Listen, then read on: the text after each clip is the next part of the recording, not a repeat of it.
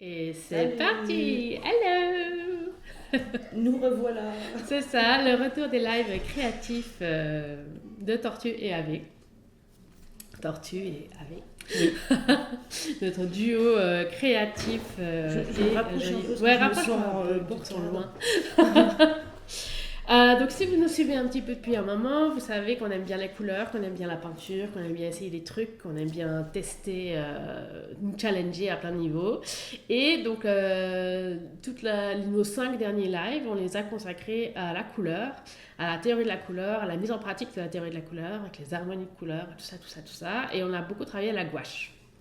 Ce qui était très cool Ce qui était d'ailleurs. très cool, et en même temps c'était un médium que ni l'une ni l'autre ne maîtrisons vraiment, donc on a beaucoup ri.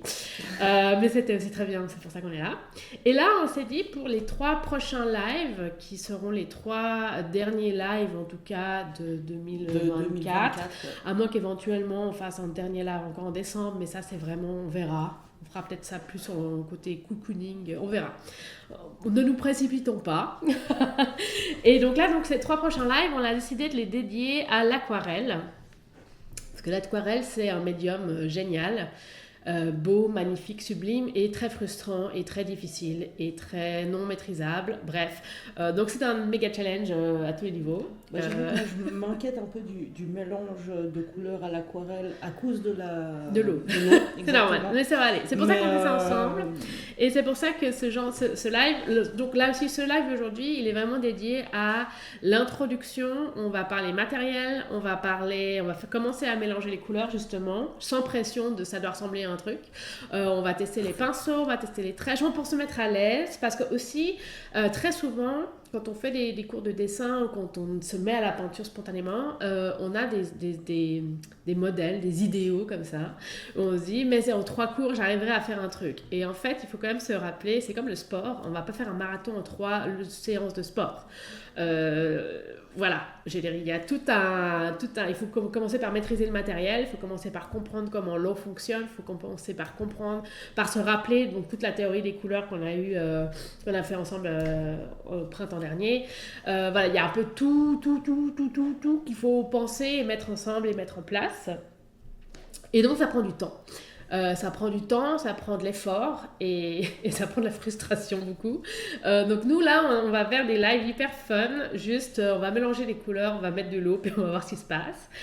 Et je trouve que c'est aussi un très bon moyen de commencer l'aquarelle parce qu'on a soit des appréhensions, soit on n'y connaît rien, puis on y va, puis on est frustré parce que ça marche pas comme on veut. Enfin voilà, il y a un côté un peu de tension quand on débute l'aquarelle, et je trouve que de commencer sans pression, en disant juste on teste des trucs, puis on voit bien où est-ce qu'on se situe, ça aide. Ouais. Et puis là, bon, moi j'ai quand même plus d'expérience en aquarelle, on va pas se mentir, je donne des cours d'aquarelle. j'ai zéro Voilà, mais expérience on a en Tortue aquarelle. Diane ici qui est donc elle est totalement au même niveau que vous. Et puis moi je suis pas non plus totale experte, il y a plein de trucs que je fais qui foirent. Enfin on va aussi reposer les trucs, hein, c'est que c'est pas parce que. Et c'est ça que j'aime bien aussi avec l'aquarelle, c'est que même quand on est très très bon, même quand on est professionnel de l'aquarelle, l'eau fait ce qu'elle veut. La différence c'est qu'en tant que professionnel, on sait comment faire pour rattraper le coup, ou on sait comment inclure le foirage dans le résultat final de manière intéressante, artistique et belle. Au début, on va pas se mentir, nous on sait pas faire ça. Je m'inclus dedans parce que des fois j'arrive à faire des trucs que je gère, puis des fois ça gère pas. Mais là aussi, se rappeler toujours qu'en tant que créateurs, nous sommes nos pires juges et nous sommes nos pires critiques. Donc même quand on pense que le truc est raté, il faut toujours se rappeler, attends, peut-être que c'est pas si raté. Attends la semaine prochaine, reviens la semaine Des prochaine. fois aussi en expérimentant, on a des agréables surprises justement. C'est ça. Donc, alors, Je suis nouveau là, pardon. Du coup, ça s'appelle l'automne, n'est-ce pas? Voilà. Donc, on va y aller. on va y Je ne sais aller. pas qui est-ce qui est encore là. Il y a un chat. Parce que pour les personnes qui sont en live avec nous, il y a un chat. Vous pouvez laisser vos questions, vos commentaires. On est toujours content d'échanger avec vous. On n'a pas encore de personne qui gère le chat à notre place, donc si on rate des trucs, vous inquiétez pas, on y répondra à la fin, ou en tout cas, on mettra des commentaires sous le replay si tout d'un coup on a vraiment raté un truc. Et puis, si vous êtes là en replay, ben n'hésitez pas à laisser des questions, des commentaires en commentaire, voilà, ça c'est Tout à voilà. Et puis voilà, on y va. C'est parti, let's go. Donc on va commencer Alors, attends, à parler. Pardon. On va commencer à parler matériel. Donc pour faire de l'aquarelle, on a besoin, tu peux du coup mettre, on a besoin de papier. Je vais mettre là. On a besoin de peinture. J'ouvre la boîte là. Et puis on a besoin de pinceau. Et puis bon, évidemment, on a besoin d'eau. Avec sans eau, on va avoir du mal à faire de l'aquarelle. Et donc ça, c'est vraiment le matériel de base. Ensuite, on va rajouter des palettes avec des godets un peu profonds. Je pense que là, vous voyez que c'est je vais y arriver. Oui. C'est pas juste une palette plate, c'est une palette avec des creux. Parce qu'on va faire nos jus. Et ça, on va voir tout de suite, on va rentrer dans le vif du sujet. On a besoin de scotch pour scotcher je sais pas que je bouge trop la table. Pour scotcher les feuilles, si on travaille avec du papier sur feuilles libres, ou si on travaille sur des carnets, on va parler de ça tout de suite aussi, ça permet de tendre la feuille, très utile quand on travaille avec beaucoup d'eau. Sinon, voilà. Ensuite, on a aussi besoin d'un chiffon ou d'un sopalin, papier ménage, pour absorber le surplus d'eau sur les pinceaux. Mais en gros, c'est de ça qu'on a besoin. Et puis là, on va discuter un peu avant de se lancer dans la peinture, parce que pareil, là, pour l'aquarelle, le matériel est quand même très important. Je dis pas que pour la gouache, c'était pas important, mais pour l'aquarelle, le papier, vu qu'on travaille avec de l'eau, le papier doit être capable d'absorber l'eau. Sinon, vous êtes bon pour la catastrophe et c'est pas votre faute. Là, c'est pas parce que vous ne maîtrisez pas l'aquarelle, c'est parce que vous n'avez pas le bon papier. Alors, j'ai déjà expérimenté avec la gouache en ayant le mauvais papier. C'est pas super. C'est ça, c'est qu'il y a quand même un moment. Alors évidemment, on peut se dire c'est pas grave, je vais faire utiliser le papier pour autre chose, mais quand on achète exprès un bloc à 20 balles pour faire de la peinture et que c'est pas le bon papier, c'est un peu frustrant. Donc on va commencer par parler papier. Tu peux remettre ça. Donc je déplace tout ça qu'on va parler tout à l'heure. On va commencer par parler papier parce que il y a évidemment différents grammages de papier. On ne va pas non plus trop rentrer dans le détail, torchon, pas torchon, gna gna gna. Je veux dire, voilà, je vous montre trois options de papier. Et pourquoi est-ce qu'on choisit l'un ou l'autre. Moi, je pars souvent sur du papier 300 grammes. Donc 300 grammes, c'est là. Ouais. C'est l'épaisseur du papier. Et en fait, ça permet d'avoir un papier assez épais, assez rigide, hein, un peu cartonné comme ça. Et moi, j'aime bien celui qui est à gros grains. Alors, je ne sais pas si on voit quelque chose. Je ne pense pas qu'on voit quelque chose, mais bon. C'est-à-dire que c'est un peu rugueux quand on le touche. Et quand on regarde, on voit un peu les traces de la fibre du papier. Ça, c'est très, très, très pratique quand on travaille avec le mouillé. Donc quand on va mettre beaucoup d'eau, notamment pour faire des ciels, pour faire des fonds flous, on va toujours mettre beaucoup d'eau et donc il faut des papiers très absorbants pour quand on travaille avec l'eau. Et donc le 300 grammes, c'est on va dire c'est le plus sûr. Si vous prenez un papier 300 grammes, il y a des chances que ça marche. Si vous prenez 250 grammes, ça risque de marcher aussi. Après, ce qui va être important, c'est de voir... Genre moi j'aime bien le papier à gros grains parce que là par exemple j'ai un papier à 300 grammes aussi mais qui est à grains fins. Et donc qui est à grains fins, alors là je pense pas qu'on voit vraiment la différence mais c'est pas grave. Mais si tu touches, parce que Diane tu peux toucher, celui-là alors, et celui-là. Ah ouais, je vois la différence. Tu vois ce que je veux dire. Le grain et là on sent le grain et là on sent pas. Donc là le papier il est beaucoup plus lisse. Et en fait pour vous montrer exactement ce que ça fait comme différence, au niveau de la peinture, ça c'est le papier lisse. Donc pour faire les mouillés en papier lisse, ça fait un peu des trucs marrons comme ça. Mais si on fait sur un papier rugueux, ça fait des mélanges. Montre à cette caméra. Ah. Là, je vais juste faire un petit changement. Ça fait des mélanges beaucoup plus doux. On va l'expérimenter ensemble. Et donc c'est pour dire, le papier fin, il est très bien pour quand on utilise, par exemple, quand on fait, si on fait des dessins botaniques, par exemple. Où on va, je ne sais pas si vous visualisez les peintures à l'aquarelle très délicates, très fines, parce qu'on n'utilise pas beaucoup d'eau.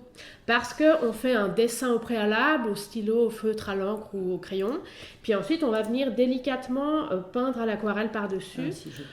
Et du coup, on ne va pas y aller à grand lampée d'eau, alors qu'avec du papier rugueux, et quand on fait justement des ciels et des choses plus mouillé, et ben là, on va vraiment avoir besoin de toutes les possibilités qu'offre le papier rugueux. En gros, c'est ça. Donc, on a vraiment différentes sortes de papier. Pour le départ, moi, je vous conseille le 250 à 300 grammes et le papier à gros grains. Et après, vous faites avec ce que vous avez. Si à la maison, vous avez déjà des choses. Mais de nouveau, si vous avez du papier moins épais, vous allez tout de suite voir que ça ne va pas jouer. Surtout que nous, au début, on va y aller avec beaucoup d'eau parce que c'est ça qu'on veut tester. L'aquarelle, c'est intéressant à l'eau. Mais après, évidemment, il y a énormément de possibilités de travailler avec l'aquarelle. Moi, je veux vous montrer, on va faire ce que moi je connais, ce que moi j'aime faire. Moi, j'aime quand c'est mouillé, donc c'est clair qu'on va travailler avec le mouillé. Mais on peut effectivement travailler l'aquarelle avec beaucoup moins d'eau et ça va aussi très très bien. L'idée, c'est de vous proposer des trucs, des idées. Et surtout de vous parler des techniques de l'aquarelle en général qui sont valables, qu'on fasse du mouillé ou pas du mouillé. Et puis surtout de tester, d'oser tester. Et vous donner un exemple de qu'est-ce qu'on peut faire et pourquoi on le fait.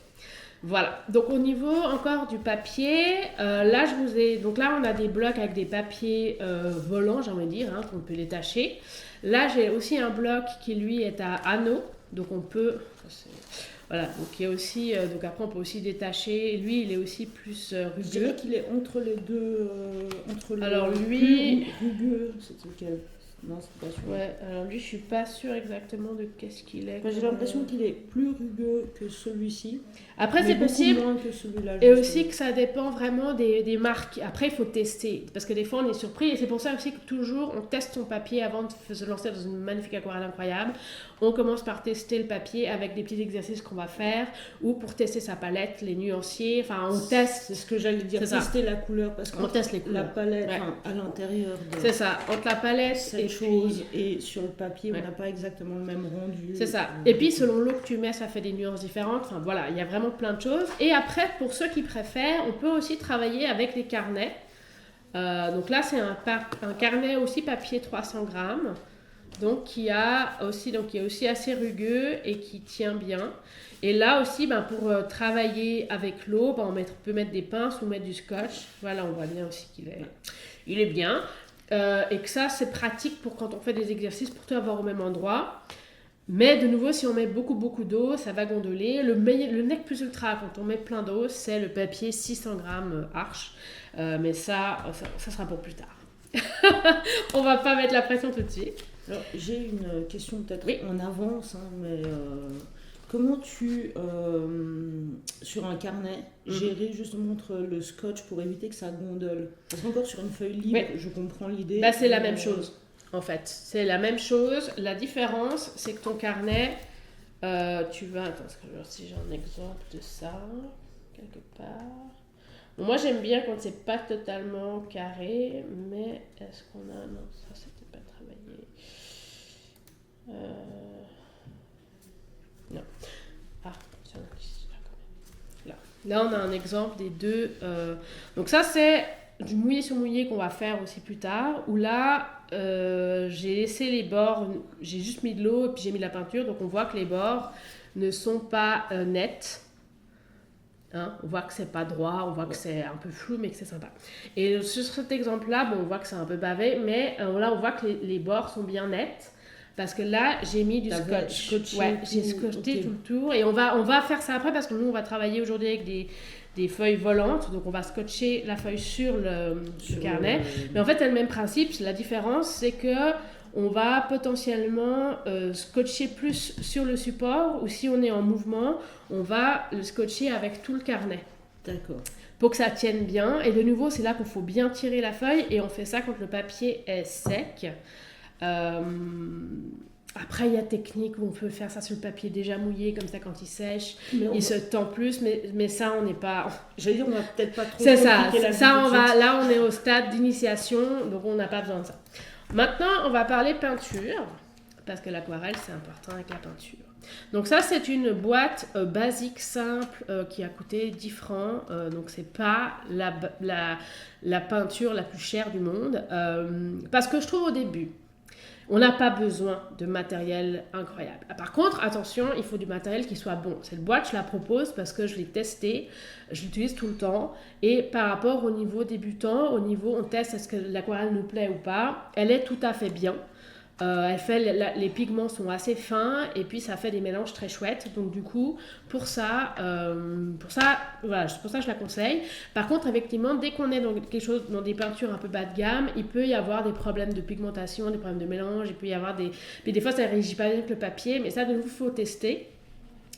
Il y a des boîtes aussi de marques comme Van Gogh ou je sais plus, enfin bref. Il y a des marques qu'on trouve, par exemple là en Suisse, qu'on peut trouver chez Do It Garden ou autres magasins d'art qui sont dans les 30 francs. Donc c'est aussi tout à fait correct. Mais c'est vrai que au début, si tu sais que tu vas prendre un cours d'aquarelle et que tu vas, quoi qu'il arrive, tu vas faire l'effort et que tu vas t'accrocher même quand ça va pas. Voilà, tu vas faire pendant un moment. Voilà, et que tu sais que c'est ça, tu peux tout à fait évidemment investir, surtout dans une balade à 30 francs, ça va. Faut savoir que si tu prends une balade à 24 godets, 24 couleurs, tu vas avoir, ça peut aller jusqu'à 150, 180, 300 francs la boîte. Donc on va pas se mentir, on n'a pas forcément besoin de ça. D'ailleurs, si on veut, donc ça c'est une boîte en plastique avec des trucs on pourra remplir avec de la peinture liquide. Là j'ai une autre boîte avec une palette particulière où là on voit que c'est des godets comme ça qu'on peut détacher et qu'on peut du coup remplacer quand on n'en a plus.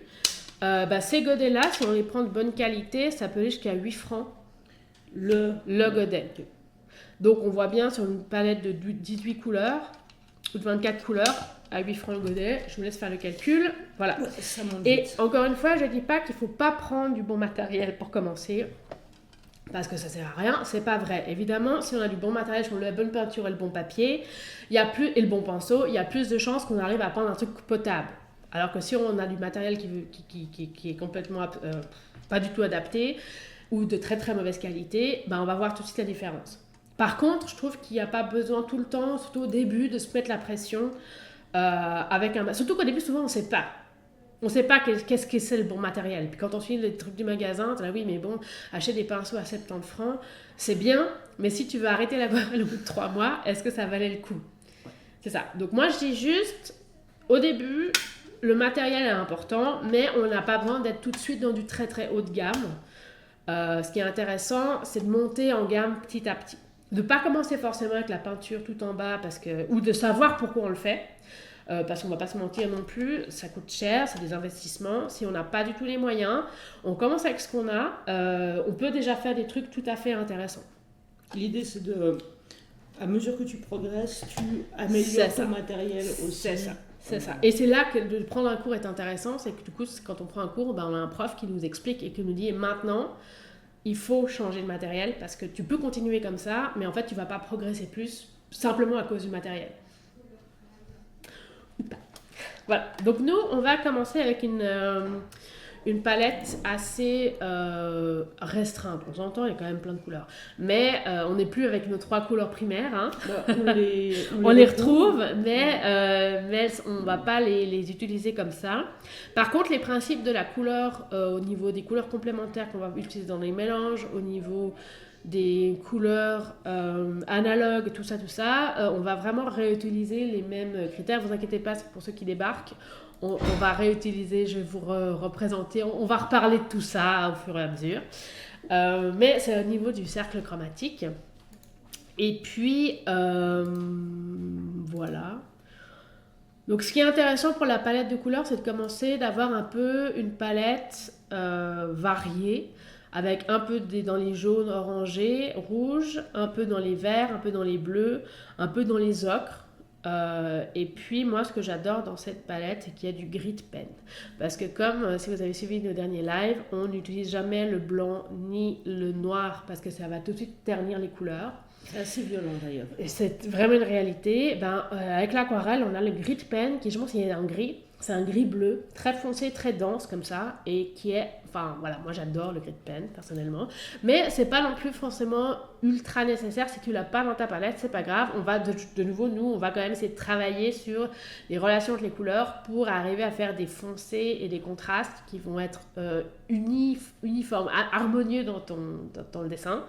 Mais là, on est déjà dans le live numéro 3, donc on va revenir au matériel. Je vais juste revenir 2 secondes sur le matériel parce que là, avec cette boîte-là que tu as, tu as pu faire tes mélanges directement à l'intérieur de la boîte. Après, c'est pour ça. Ce genre de boîte, c'est pratique parce qu'on va utiliser le couvercle comme palette plate, on va dire. Et là, on a 3. Là, il y avait une petite éponge synthétique, complètement pas top. Donc, je l'ai totalement enlevée parce qu'elle ne me sert absolument à rien, personnellement.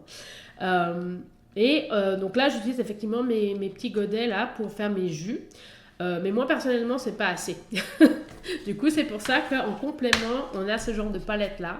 Ça, c'est une palette en plastique parce que quand on fait du plein air, par exemple, c'est pas lourd, c'est pratique, c'est pas cassant. Enfin, voilà. Évidemment, on peut en avoir en céramique. Moi, j'en ai en céramique, mais que j'ai sur mon bureau, ma table, à la maison où je travaille et où j'ai pas à le déplacer toutes les 5 minutes parce que c'est vrai que c'est quand même lourd et la céramique, ça peut quand même se casser. Donc voilà, le transport, c'est toujours un peu la question. Donc ça permet d'avoir assez de place. Et pareil, plus on va avoir de mélange à faire, plus on peut avoir différentes palettes comme ça. Et ce que j'avais envie de préciser tout de suite, c'est qu'on aime bien en aquarelle avoir des palettes sales.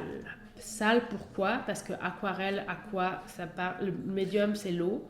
Et en fait, par exemple, cette palette qui est ici dans les violets foncés jaunes, si je remets de l'eau, je peux réutiliser la peinture qui est là. Voilà, c'est ça. Donc en fait, ça, c'est une palette active qu'on peut réactiver. On peut réutiliser les couleurs.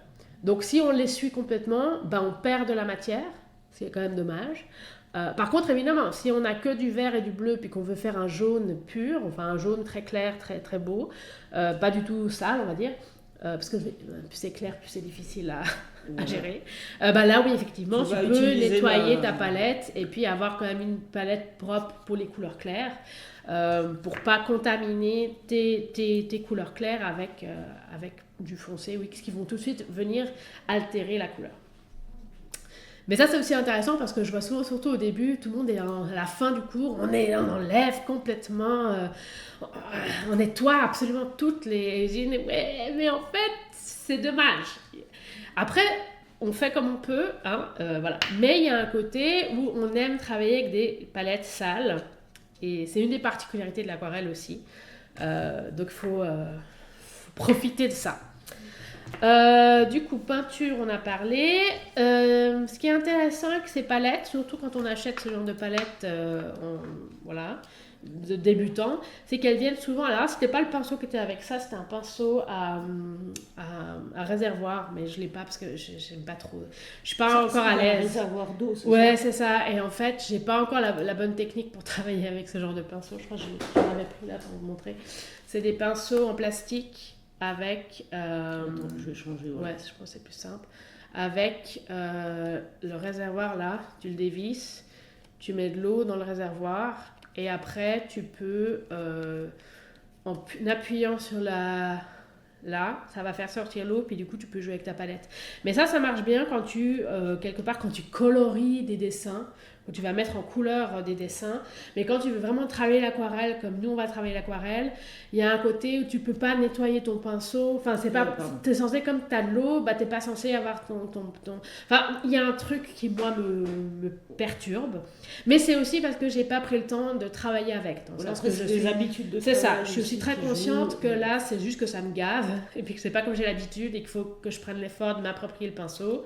Et que justement, j'ai bien compris que si tu viens colorer un dessin déjà fait, c'est pas le même travail que si tu fais le dessin, tu fais pas de dessin préalable et tu travailles que à l'aquarelle. Là, il faut quand même avoir le matériel qu'il faut. Et aussi simplement parce que là, on va parler pinceau maintenant, mais c'est que là, on n'a pas du tout le côté pinceau lavis qui tient l'eau. Maintenant, tu vas dire, c'est quoi un pinceau à la vie qui tient l'eau? Un pinceau à la vie, c'est ce genre de pinceau-là qui ont ici, on voit que quand on va les tremper dans l'eau, eh ben, l'eau, il y a comme un réservoir d'eau. Enfin, ça va vraiment garder l'eau. Ce qui fait qu'on va avoir besoin... Je sais pas si on voit Est-ce que tu la changes nette. Non, c'est pas grave, on s'en fiche. Mm. C'est pas le plus... De toute façon, là, on voit pas mieux. Ouais, Non, c'est juste que le pinceau va garder l'eau. Donc, ça veut dire qu'on va pouvoir travailler plus longtemps sans avoir besoin de reprendre du jus dans la palette ou de remouiller le pinceau. Et ça, c'est très très pratique pour quand on fait des ciels ou quand on fait des... D'accord. Tu vois, ça reste, c'est bien mouillé. Et puis, plus on va le... J'essaie de ne pas mettre... Mais qu'on voit bien que ça garde vraiment beaucoup d'eau. D'accord, c'est un bon moyen pour tester. C'est ça. Et ça, c'est ce qu'on aime. Alors évidemment, si on veut faire des détails fins et délicats, ben ça, c'est trop gros parce qu'il y aura trop d'eau tout de suite. Par contre, pour faire des ciels... qui sont plus, et de nouveau, si on fait nous, notre format, ça va quand même plutôt être le format A5, donc ça, c'est un très bon pour faire ça, j'ai utilisé ce pinceau-là, par exemple, le ciel avec le... Et puis par contre, si on travaille sur un format A3, et ben là, évidemment, ce pinceau, il est limite trop petit, il faudrait un pinceau plus grand, pour travailler, en fait, d'un trait, quelque part, d'un trait, comment on appelle ça? Ça dépend vraiment de la surface que tu cherches à couvrir. C'est ça. Et si tu travailles sur une miniature, bah ça, c'est évidemment beaucoup trop gros. Là, on veut des pinceaux qui sont beaucoup plus fins. Mais lui aussi, il est fin, mais il garde aussi bien l'eau. D'accord. Alors que certains autres pinceaux, comme ceux qu'on avait là, ou bien par exemple celui-là, qui est un pinceau du coup pliable, qui est pratique, parce que tu peux l'avoir dans ta palette pour le transport, au moins ça n'abîmera pas les poils de ton pinceau. Mais là, on voit que c'est très petit et on voit bien qu'il n'y a pas un espace de réservoir. Enfin, si on mouille, je veux dire, on voit très bien que ça ne tient pas l'eau pareil, quoi. Mais justement, pour on va dire tester ton pinceau, s'il est adapté à l'aquarelle ou non, je vais changer de plan.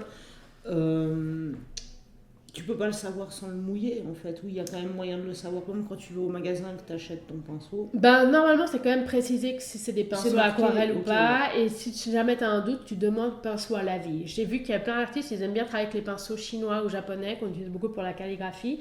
Parce que ça, c'est aussi des pinceaux à la vie, dans le sens que c'est des pinceaux qui sont faits pour garder la matière, pour garder l'eau, pour garder les jus. Et en fait, comme ça, tu peux travailler un maximum de temps sans avoir besoin de recharger ton pinceau en eau ou en peinture. Okay. Donc c'est beaucoup plus économique et dans le temps et dans le mouvement. Ça permet surtout par rapport à la calligraphie, je pense, par exemple. Si tu dois à chaque fois faire un mouvement pour revenir reprendre de l'encre, tu as autant de risques de faire des taches sur ton papier. Alors l'aquarelle, c'est moins le cas, mais bon, on a quand même des gouttes d'eau qui se baladent, pas prévu. Hein, voilà. Donc en fait, il y a vraiment... Et puis effectivement, c'est aussi pour ça, il y a un moment, il faut tester son matériel. Et il faut... C'est pour ça que je dis toujours au début, testez le matériel que vous avez déjà à la maison. On n'a souvent pas besoin d'acheter plein de trucs.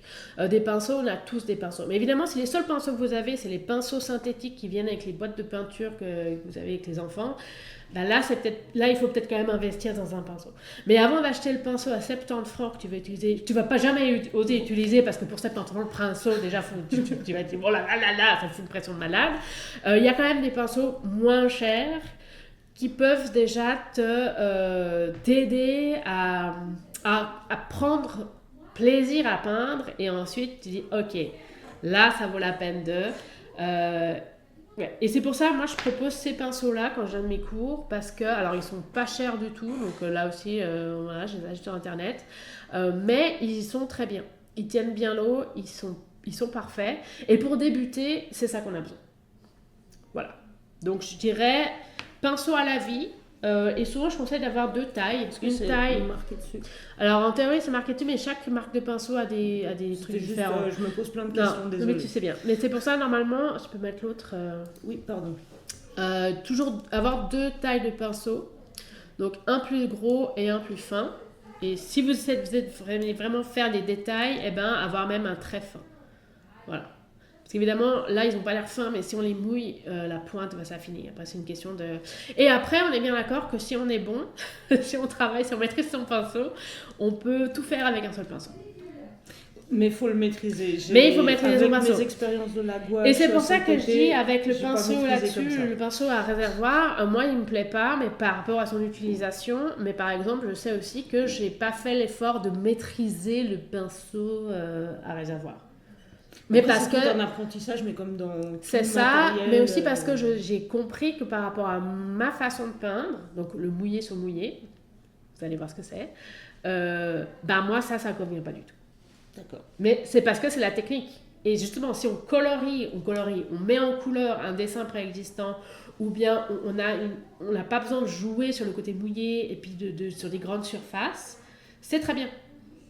Mais là aussi, ce qui est intéressant, c'est que selon ce qu'on va faire, il faut utiliser le matériel en fonction.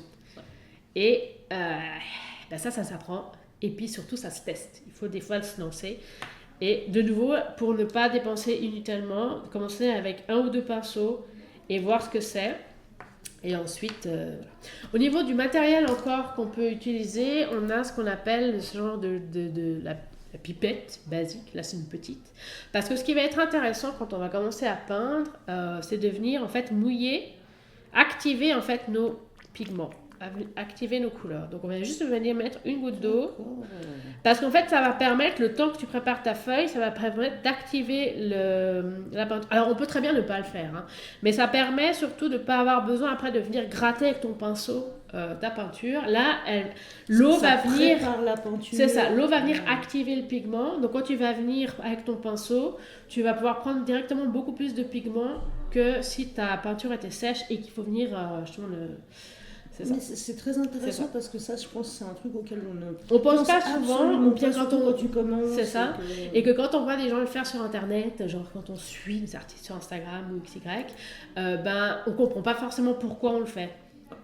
Et c'est important de comprendre pourquoi on fait les choses. C'est ça. En même temps qu'on apprend à les complètement, faire. Complètement. Et de nouveau se rappeler, c'est pas obligatoire. C'est pas parce que c'est fancy que les gens le font qu'il faut. Et on a des petits qui font le truc tout seul. C'est trop cool. Oui, non, mais enfin, on va se détendre. Hein. Surtout qu'en plus, des fois, là, j'ai tout mouillé par exemple, mais on va peut-être utiliser que 2 couleurs. Donc c'est pas forcément utile. Alors après, la seule chose, c'est que comme justement, c'est de l'eau, ça va sécher. Quand ça sèche, ça va pas gaspiller du pigment. Ça, c'est bien. Ça, c'est vrai que c'est bien. Donc ça veut dire que c'est pour ça qu'on peut le faire sans se dire on gaspille du pigment parce que voilà. Donc ça c'est un côté pratique. Alors du coup tu peux voir mettre parce que maintenant on va du coup travailler. Allons-y. On y va. Du coup on va prendre cette page là. Je pense que c'est pas mal. Donc Diane, Tortue, tu vas être le cobaye comme d'hab. Là je suis en train de prendre un papier. Ouais. Voilà. Donc après, une chose au niveau du papier, il y a toujours un endroit et un envers. Alors parfois c'est des papiers double face. Est-ce que tu vois, là je pense que celui-là il est presque, on pourrait pas s'utiliser des 2 côtés, mais souvent il y a quand même un côté plus rugueux. J'allais dire, je sens que c'est plus rugueux, mais il n'y a pas énormément de différence entre les 2 côtés. C'est ça. Donc du coup, on va, comme là on a une feuille libre, il faut qu'on la scotche à la. Donc moi j'ai toujours une planche parce que c'est plus pratique à transporter. Alors après au niveau planche, il y a des planches à dessin faites pour, hein. Moi j'ai pris le système D, c'est une planche à découper que j'ai trouvé qui était en action. C'était parfait pour ce genre d'utilisation, parce que là aussi on n'a pas besoin d'acheter du matériel incroyable. Si vous en avez, c'est génial, mais en fait vous pouvez très bien faire avec ce que vous avez, puis après vous voyez bien où sont les limites du matériel système D, et puis des fois pour ce qu'on en a besoin ça suffit. Là clairement pour ce qu'on a besoin, et puis parce que ça suffit. Voilà, il faut que ce soit dur, il faut que ce soit portable, et puis il faut que voilà. Donc on a notre papier et maintenant on va le scotcher avec du scotch. Alors c'est le scotch de carrosserie, mais on peut utiliser du washi tape. C'est le, je sais pas là, mais c'est du. Là on le voit le scotch. Oui, mais le washi tape, c'est le scotch déco en papier japonais. Ah oui. Voilà, donc ça c'est... Après, c'est juste que c'est un peu dommage parce que ça coûte plus cher. Mais en même temps, moi, par exemple, j'en ai 300 000 que j'utilise jamais. Donc je me dis, autant les utiliser. Donc, on va prendre... Ce qui est important, c'est que ça dépasse notre faut que ça tienne bien le papier en place et surtout vu qu'on va mouiller le papier, on veut que ça le tende, ça le garde tendu, parce que évidemment ça va pas être aussi tendu que tend, mais on veut que ça le tende un peu quand même. Donc on va prendre comme ça, et pour les scotch, pour éviter que ça arrache le papier trop, le but c'est de le scotcher sur un pull. Attends, voilà. Donc là j'utilise le cobaye, mais ça peut être sur ton genou, ça peut être sur ton pull. Ce qui compte c'est de mettre un peu de... ouais, mets celui-là. Voilà, je sais pas si tu vois, ça enlève l'aspect collant. Bon, il y a les fibres du pull. Comme ça évite que ça reste C'est ça. Ça évite que ce soit trop collant. Alors après, on évite de faire avec du scotch, là on doit le faire. C'est ça. C'est ça. Parce qu'en fait, sinon, il y a risque d'arracher, quand on va enlever le papier, il y a risque que ça arrache le papier avec. Parce que ça, c'est l'erreur du débutant. Mais vous inquiétez pas, même quand on n'est pas débutant, ça nous arrive aussi. Parce que des fois, il y a des papiers... Et là aussi, d'avoir un papier très épais, il y a moins de risque que ça fasse ce genre de catastrophe.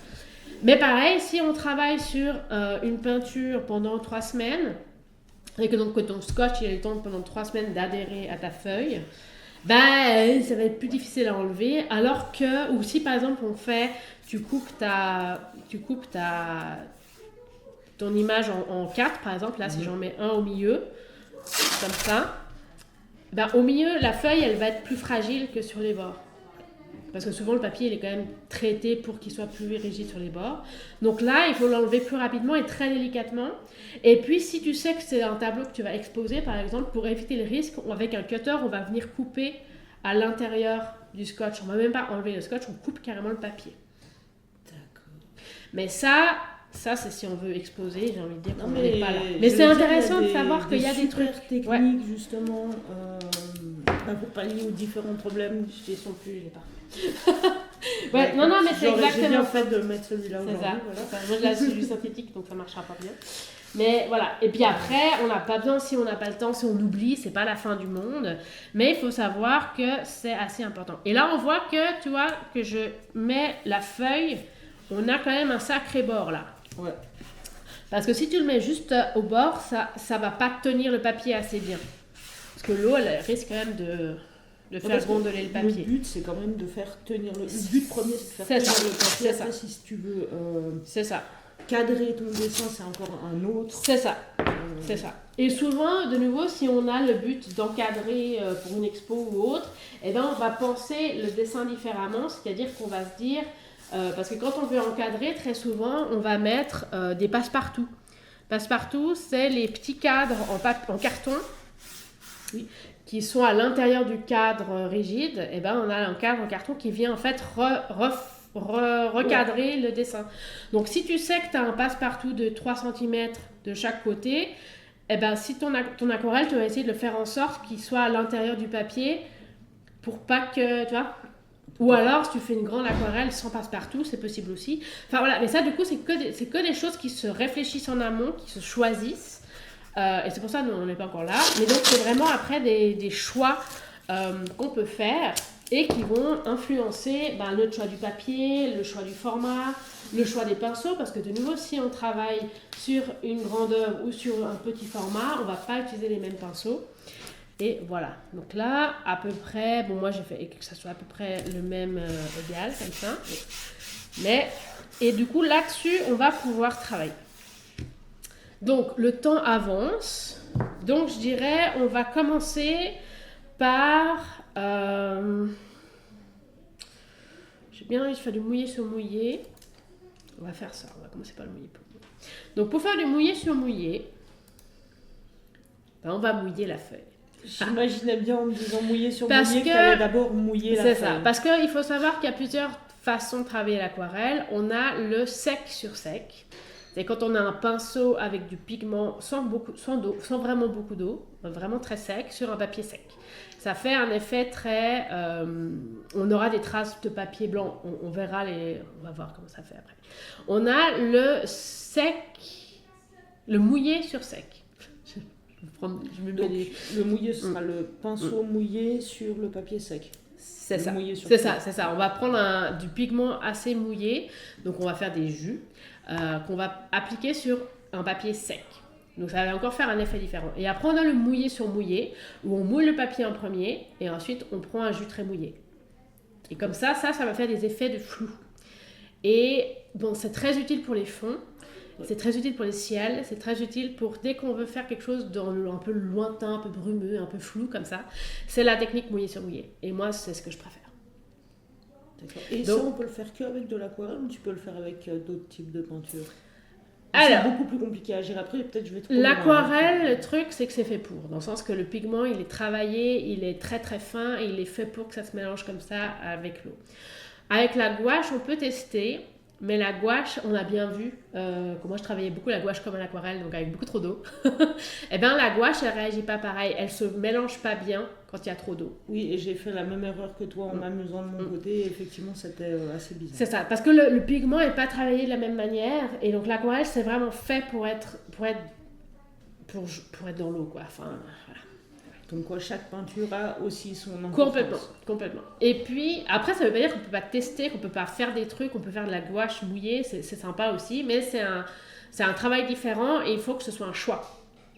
Alors, si tu te dis, j'ai pas d'argent, je prends de la gouache et puis je fais le travail pour tester l'aquarelle, bah, tu n'auras jamais les mêmes résultats qu'à l'aquarelle, donc il y a un côté un peu, tu fausses le problème, quoi. Voilà, donc on va commencer. Alors, on va faire mouillé sur mouillé, puis après, mouillé sur sec et après sec sur sec. Est-ce que Diane, tu veux faire? Ou est-ce que... mais vas-y, montre-moi, parce que je suis un peu... Donc mouillé, on prend simplement l'eau, parce que d'ailleurs, j'ai pas dit, mais évidemment on prend de l'eau. On peut faire tout avec un seul bol d'eau. Certaines personnes ont 2 bols, un avec de l'eau pure et puis un avec de l'eau qu'on va nettoyer les pinceaux dedans. Moi personnellement, quand j'essaie de faire ça, au final, j'ai toujours deux pots mouillés, deux pots sales parce que je me nettoie. Enfin voilà. Bref, donc chacun. C'est ça. Et donc chacun gère comme il peut. Il y a un moment, faut pas déconner. Voilà. Donc on va venir mouiller.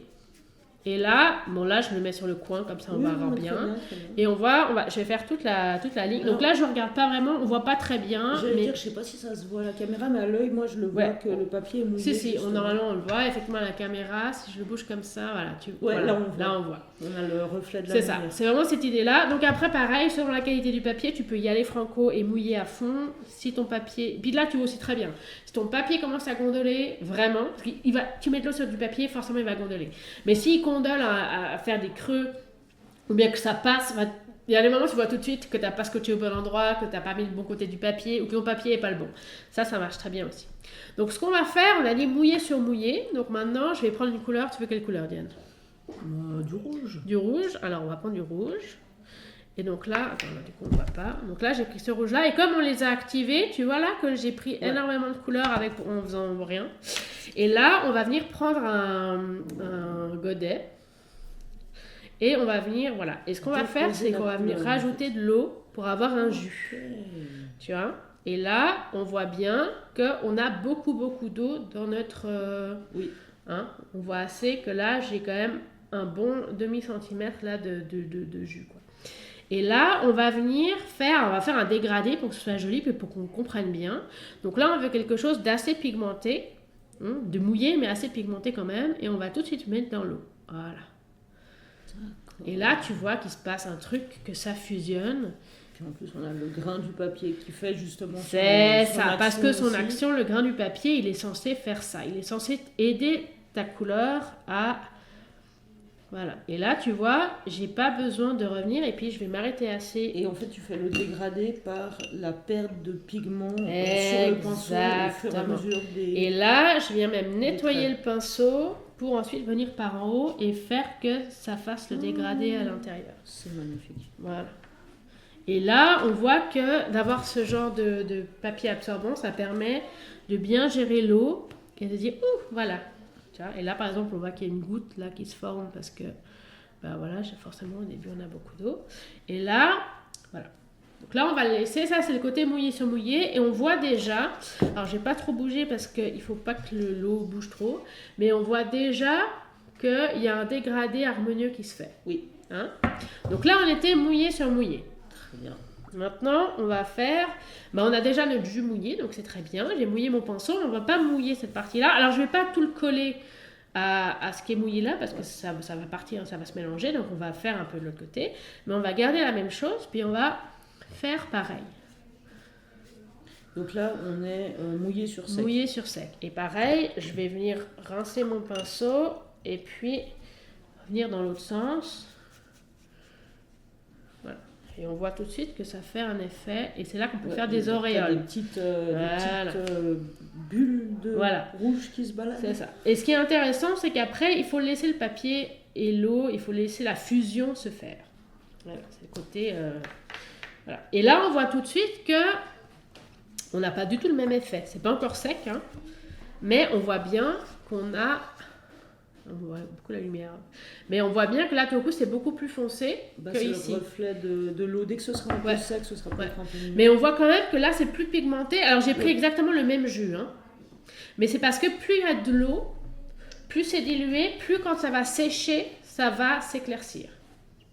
Donc, si tu pars avec un papier mouillé et que tu rajoutes du pigment mouillé, eh ben, tu as beaucoup de mouillé, donc ça va s'éclaircir. Et donc, ça permet de faire des fonds. Justement, de faire le ciel, parce que plus c'est loin, on a l'atmosphère qui vient faire comme un voile. C'est pour ça que plus on est dans le lointain, moins c'est précis, et plus c'est brumeux, et plus on est proche, plus on voit les détails.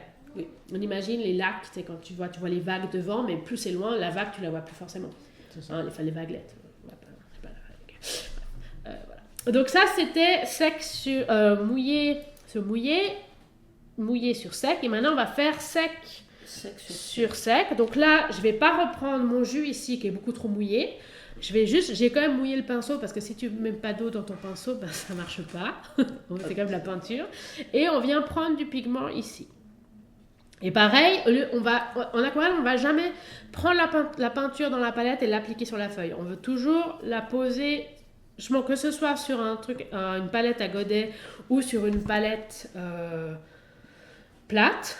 Ça permet de mieux harmoniser, que ton pigment il soit pas que sur un côté du pinceau, mais sur tout ton pinceau, ce qui fait que il y a moins de risque de taches ou de choses pas du tout voulues. Voilà.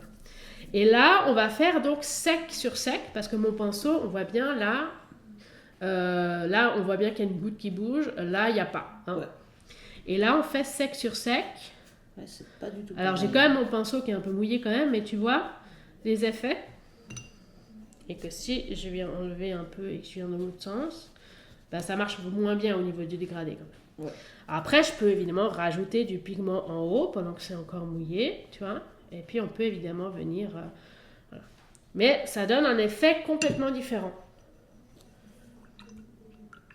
Et en fait, ce qui va être intéressant, c'est de maîtriser ces trois techniques, puisque selon ce qu'on veut faire comme effet, selon la thématique, selon le but du dessin, justement si c'est un paysage, eh ben, on aura d'abord un fond lointain mouillé sur mouillé, puis plus on va avancer dans les détails, plus on va arriver dans le sec.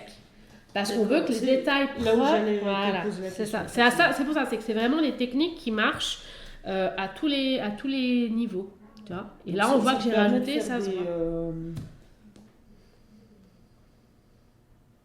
Valeur de plan, là tu as vraiment le fond loin, là tu as peut-être le plus proche mais pas trop proche non plus, c'est ça. Vraiment ce qui est sous tes yeux devant toi. C'est ça. Et on voit, donc là ça a commencé un peu à sécher, donc on voit peut-être déjà mieux, mais on voit ici que c'est vraiment très doux le dégradé, là on voit que c'est plus fort, et là on voit que il y en a quasiment pas. Ouais. Alors aussi j'aurais pu le travailler plus, hein, mais on va pas. Non mais ce qui est intéressant c'est aussi on a toutes le grain du papier justement qui lutte contre le pigment, alors que là il se fait et ça par exemple on peut l'utiliser pour avoir justement ces traces blanches. Je sais pas si on les voit un peu, si on les voit. Par exemple souvent quand on fait des paysages marins et qu'on veut avoir les reflets du soleil sur l'eau, sur la mer, pour avoir ce reflet parce que là aussi on revient avec l'idée du ouais, je sais pas pourquoi et du coup, quand on le... Ça c'est normal, c'est parce qu'il y a un... c'est le décalage. Pardon, je fais des trucs un peu bizarres, mais il y a un petit... Il y a l'autre caméra qui s'est bloquée, mais est-ce que c'est juste qu'il faut la remettre essaye de le changer, pour voir si ça... Je sais pas. Je continue. Oui, continue. Je sais plus ce que je disais. Je vais essayer de régler le problème de mon côté. Oui, c'est qu'en aquarelle, on n'utilise jamais, on s'entend, on essaie de privilégier l'utilisation du blanc du papier pour le blanc. Parce que simplement, bon, c'est un exercice, c'est très difficile, il faut le penser. Et puis, on a le côté, justement, il faut vraiment garder le blanc du papier. Parce qu'on voit bien là comment on a travaillé le dégradé. Là, si on n'a pas le blanc du papier ici, eh ben, on est quand même coincé. Enfin, le dégradé marche moins bien. Mais donc, ça veut dire qu'il faut y penser, il faut le laisser de côté, il faut vraiment ne pas l'oublier. Parce que c'est ça qui va faire la profondeur du dégradé. J'arrive plus. Il y a trop de choses qui se passent, on est un peu déconcentré. C'est pas grave. Par contre, l'idée, c'est ça. Parce que si on rajoute du blanc par-dessus la peinture, déjà, il faut du blanc couvrant. Donc, souvent, il faudra du blanc de gouache, justement, parce que la gouache, la différence entre la gouache et l'aquarelle, c'est que l'aquarelle, on va jouer sur la transparence, sur l'eau. Et la gouache, c'est quelque chose une peinture beaucoup plus couvrante, qui va permettre, plus opaque aussi, mais qui va permettre de couvrir. Donc, c'est-à-dire qu'on peut venir rajouter de la gouache blanche par-dessus de l'aquarelle. Alors, c'est possible, mais ça donne un effet très particulier, que moi, par exemple, je déteste. Mais c'est mon avis personnel. Faut tester, il faut essayer. Et le challenge, c'est vraiment de garder le blanc du papier. C'est clair. C'est un challenge, voilà. Parce que pour faire ce genre d'effet... Pardon, je reviens. Voilà, c'est pour faire ce genre d'effet de blanc, là. Ça, tu peux jamais le faire naturellement sans travailler avec le blanc du papier. Si tu rajoutes des petits points de gouache, ça va se voir. Enfin, il y a un moment, ça va se voir, c'est clair. Mais par contre, il y a plein de techniques où on peut quand même venir retirer du pigment pour faire des traces. Enfin, il y a plein de possibilités, il faut jouer avec. Mais c'est surtout l'importance de se dire, on veut essayer que le blanc du papier reste. Alors, du coup, je me posais une question, parce que si bon, tu veux faire un lac, que ce soit à l'aquarelle ou à la caméra marche toujours pas. Pardon, on va revenir là-dessus. Il y a un souci. Il y a un souci avec la caméra, je ne sais pas pourquoi. C'est pas grave. C'est le coup d'utiliser du papier avec du pigment va t'aider à conserver justement des petits traits blancs. Alors oui, et après, et après, c'est aussi pour ça qu'on parle toujours du fond, du plus foncé au plus clair. Non, du plus clair au plus foncé, c'est mieux. Et c'est pour ça qu'on commence toujours avec le fond et qu'on commence toujours avec beaucoup d'eau pour qu'il soit le plus clair possible.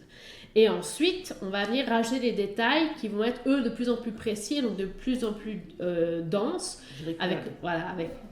avec moins d'eau. Et ça pour effectivement de donner plus de contraste.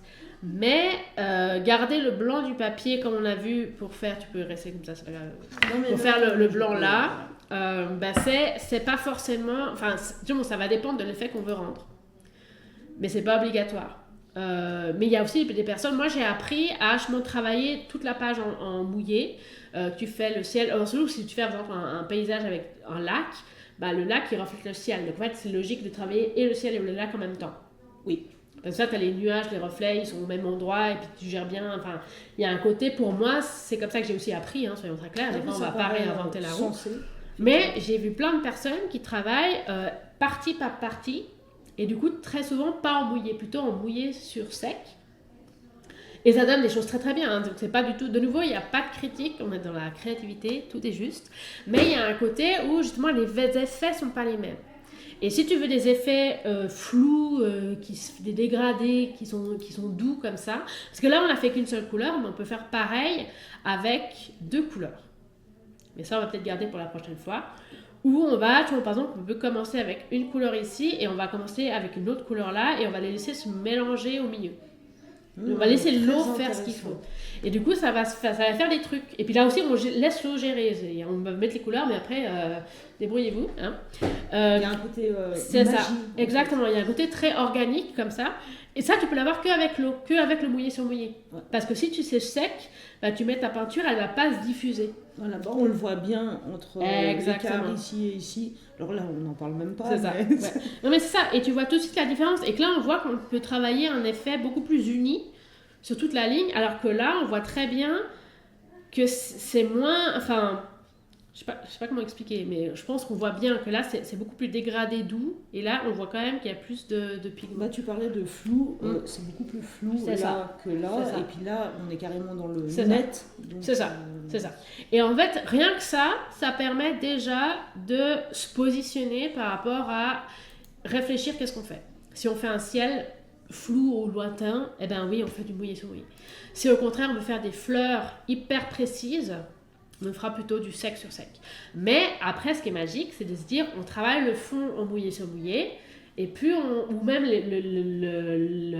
comment dire, la matière des fleurs, tu fais un bouquet, la matière des fleurs, donc tu poses un aplat de couleur mouillée sur sec, mouillé sur mouillé. Enfin, le but là, sinon, si tu veux des fleurs, faut pas que ça part dans tous les sens. Mais ça peut être de nouveau un truc, on va tester des trucs comme ça. Et en fait, c'est ça, c'est qu'en fait, il y a aussi un moment, une fois qu'on sait, qu'on ose tester, après, il faut se laisser, il faut voir. Et puis, ça va faire des catastrophes, les auréoles. Les auréoles, c'est quand le papier est en train de sécher, que tu rajoutes une couche d'eau. Ça, ton papier, il n'aime pas. Tant que si ton papier est très mouillé, c'est pour ça qu'on aime bien avec le mouillé sur mouillé, c'est que tant que ton papier est mouillé, ta peinture est mouillée, tu peux toujours rajouter des trucs et faire en sorte que dès que ça commence à sécher, là il faut plus rien toucher. Parce que tu risques juste de... Parce que si tu rajoutes, t'attends que ça sèche, tu rajoutes de la couleur, et que tu vas forcément agir sur les couleurs que tu as déjà posées. C'est ça, c'est ça. Et là, c'est pour ça après qu'on a à ce moment-là, on a fait du mouillé sur sec et le papier était vierge, était blanc. Mais tu peux aussi faire une couche par exemple de mouillé sur mouillé, tu attends que ça sèche parfaitement. Tu peux soit le faire sécher au sèche-cheveux ou le laisser sécher, ça dépend du temps que tu as. Et après revenir avec de la peinture moins mouillée. Et pour faire une peinture mouillée sur sec ou sec sur sec, sur un fond déjà existant. Mais là, il faut faire attention que si tu mets trop d'eau, tu vas réactiver, on a vu sur la palette, tu peux réactiver ta peinture sèche, tu remets de l'eau, ça repart. Mais sur ta peinture, c'est la même chose. Si tu rajoutes de l'eau ici, si là je mets une goutte d'eau, ça va réactiver la peinture, donc ça va aussi faire une auréole. Et c'est ça qu'on veut essayer d'éviter. Et dans le doute, on laisse complètement sécher et après on peut retravailler avec beaucoup moins d'eau. Et donc ça s'apprend. Et c'est pour ça quand je dis qu'il faut tester son matériel, c'est qu'il faut voir. Et puis ça va dépendre. Moi, quand c'était l'été où c'était caniculaire, là, ça séchait en moins de 2. Donc là, il fallait être hyper rapide et puis il fallait être tolérant avec tous les potentiels problèmes qu'il y avait. Et puis là, plus on arrive dans les saisons froides, moins ça sèche vite. Ou si tu as un méga chauffage, ça séchera aussi plus vite. Hein. Voilà. Selon où tu te trouves avec les taux d'humidité. Exactement, ça peut vraiment changer beaucoup. Et puis évidemment, ton papier, si tu as un papier 600 grammes, tu peux y aller avec des seaux d'eau, il va tenir la route et puis il va sécher vachement moins vite que si tu es sur un papier 180 qui tient rien et puis que ça coule partout et puis tu es là, c'est marrant, l'eau elle reste à la surface. Voilà, c'est aussi tout à fait normal. Donc voilà. Ensuite, on n'a pas vraiment parlé pinceau, mais c'est pas grave, je pense qu'on fera ça la prochaine fois. Mais on peut avec les pinceaux, vu qu'on en a plusieurs, au moins 2, faire des traits, on va quand même le faire maintenant comme ça. Et puis là, on peut être beaucoup plus dans le sec. Et puis vraiment venir, là c'est la page de test, donc là aussi il faut être gentil. Et puis ça permet de tester, par exemple, là, c'est encore un peu mouillé, donc on va plutôt rester sur le blanc. Non, puis je vois que l'eau est venue se loger là dans le Alors scotch. Là, soit c'est sur le scotch, donc ça va, soit c'est sous le scotch et ça va faire une trace rouge sur le papier. On va voir. Bonne remarque. Mais des fois, c'est entre les scotch, donc ça joue. C'est la magie de la chose. Et c'est aussi pour ça que très souvent, je pense, quand on veut encadrer un tableau, de toute façon, on va venir couper avec le cutter à l'intérieur du scotch. Comme ça, même si ça a débordé, c'est pas grave. C'est ça. Mais ça fait aussi le charme du truc. Et puis ça permet de voir, mon scotch il est pas assez bien, ou je l'ai pas assez collé, ou parce que des fois on dit je veux pas trop coller pour pas que ça arrache le papier, sauf qu'il y a un moment si ça colle pas assez, ça sert à rien. Voilà. Et puis des fois la qualité du scotch elle est pas ce qu'elle est, et puis des fois on met trop d'eau quand même, parce qu'évidemment si tu noies ton papier d'eau, ton scotch il aime pas trop l'eau quand même. Donc après voilà, on va se détendre. Donc du coup avec le pinceau on peut faire des exercices tout simples. Donc là j'ai juste pris de la peinture, j'ai pris du sec et on peut venir faire des traits tout simples, et puis après on peut venir faire des traits où on appuie Bon, là, c'est un peu sec, donc on va peut-être remettre un peu d'eau quand même.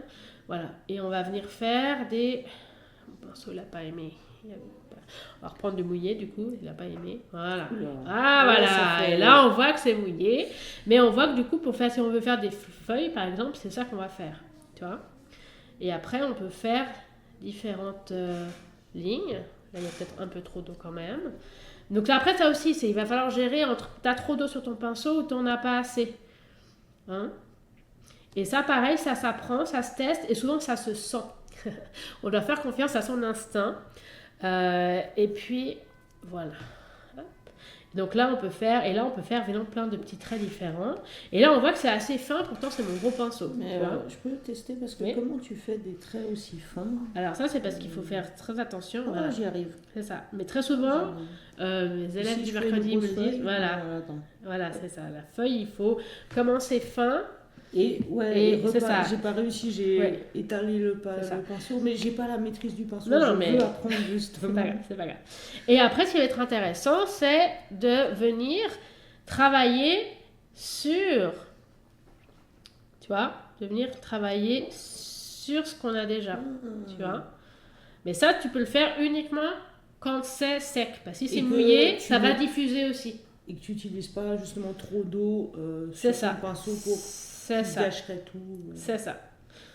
Et donc là, si tu veux faire des choses très précises, de toute façon, tu n'es pas censé utiliser beaucoup d'eau. Tu vois? Oui.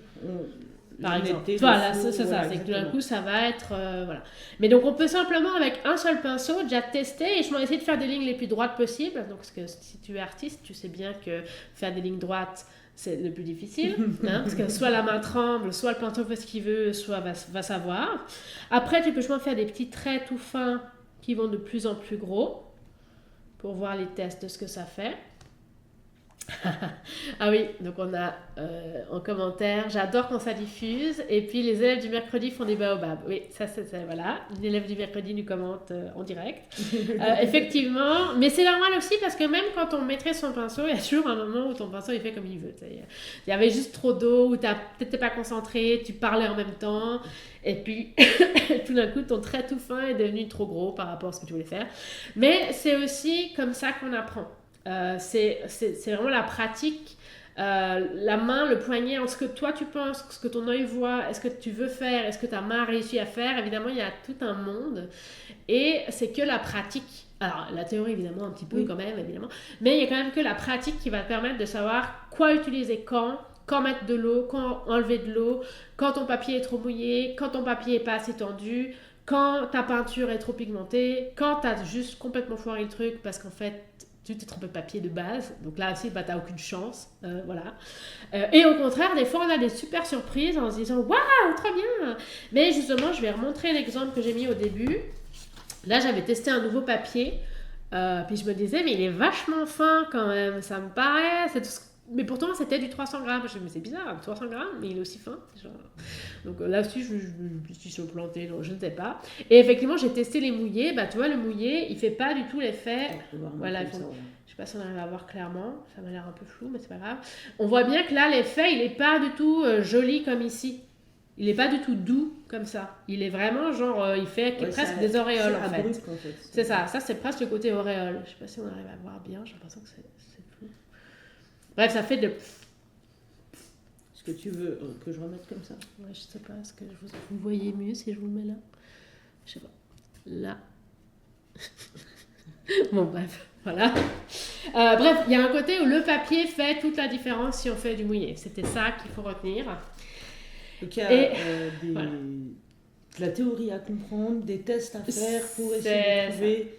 Qu'est-ce qui correspond à ce qu'on cherche à c'est ça. Et puis, ne pas hésiter à commencer par utiliser 50 feuilles, je sais peut-être beaucoup, mais 10 feuilles, à faire que des tests de pinceau, à tester les couleurs entre elles, à voir est-ce que le mouillé sur mouillé, comment ça marche, et puis de faire 5 à 7 mouillés sur mouillé, et puis parce qu'il y a forcément un moment où on va... Moi, là, je maîtrise le mouillé sur mouillé, en tout cas, dans ce genre-là, il n'y a aucun souci, donc j'arrive à faire que ce soit sans auréole ni rien. Mais la première fois qu'on teste, la prochaine fois Diane pourra faire, c'est ça. Ça va tout de suite, c'est ça. C'est que ça pose tout de suite différentes... voilà, c'est pas inné, ça s'apprend. Je veux dire, si vous, votre premier résultat, c'est pas ce que vous avez là, c'est normal. pas de stress, on est là pour ça. J'ai réussi à faire un trait, alors qu'à la gouache, je n'y arrive pas, ça fait des gros pâtés. Mais c'est aussi parce qu'avec l'eau, c'est un autre travail, c'est une autre subtilité, c'est une autre sensibilité aussi. Et ça peut aussi être que, par exemple, l'aquarelle, ça ne vous convient pas du tout. C'est normal. Ça peut être juste une frustration passagère, comme ça peut être un refus total. Voilà, il y a un côté, on aime ça, on n'aime pas ça, on le travaille et ça va mieux, ou on le travaille et ça va pas, ou simplement on dit non, moi c'est pas pour moi. Tout est possible. Et voilà. Alors manier le pinceau. C'est ça. Mais il y a vraiment cette idée il faut s'accrocher. Et puis la prochaine fois, on va continuer ces idées mais on va surtout partir sur les mélanges de couleurs pour faire le lien avec ce qu'on avait fait avant. Et en fait, pour préparer, parce que le 3e live, on a quand même pensé le truc un peu pédagogique, c'est que le 3e live, on va prendre une image, une photo de paysage ou un truc, on va essayer que ce soit pas trop compliqué quand même, mais ça montre aussi qu'on est capable de faire des choses, même au début. Et puis, on va sortir la palette, donc sortir les couleurs principales, essayer de les reproduire grâce au mélange. C'est ce qu'on va tester la semaine prochaine. Et le mois prochain.